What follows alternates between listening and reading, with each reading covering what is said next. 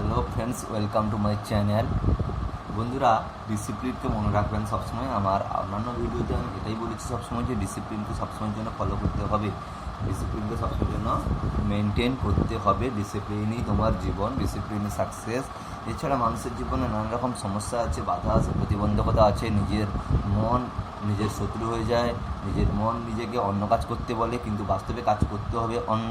নিজেকে নিজে ডিসিপ্লিন রক্ষা করতে হবে, কিন্তু মন বলে না, আজকে 5 দিন করলাম, আর করার দরকার নেই, আজকের দিনটা ব্রেক। এই ব্রেক একদিন দিতে গিয়েই আমরা নানা রকম সমস্যায় পড়ি। তো বন্ধুরা, ব্রেক একদম দেওয়া যাবে না এমনটাও নয়। ব্রেক মাঝে মাঝে না দিলে ব্রেনকে একটু রিল্যাক্স করা যাবে না। মাঝে মাঝে খুব অল্প ব্রেক দিতে হবে, মানে সূচনাকে জাস্ট ধরে রাখতে হবে, আবার তাড়াতাড়ি নিজের ডিসিপ্লিন লাইনে ফেরত আসতে হবে। আচ্ছা, এটা হলো মনের বিষয়, যেটা প্রতিবন্ধকতা সৃষ্টি করে, বাধা সৃষ্টি হবে। কিন্তু অনেক সময় দেখা যায় শারীরিক সমস্যা, নানা রকম পারিবারিক সমস্যাও দেখা যায়।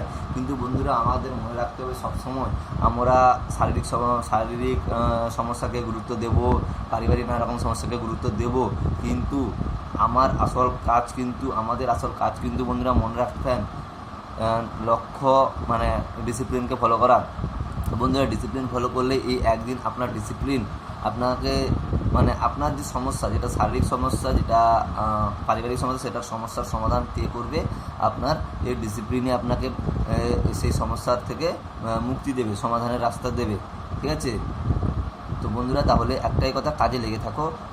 অনেক সময় ঠিক আছে যে ডিসিপ্লিন ব্রেক হবে, আমি জানি শারীরিক অসুস্থতায় ডিসিপ্লিন ব্রেক হবে, পারিবারিক অসুবিধায় নানা রকম ডিসিপ্লিন ব্রেক হবে।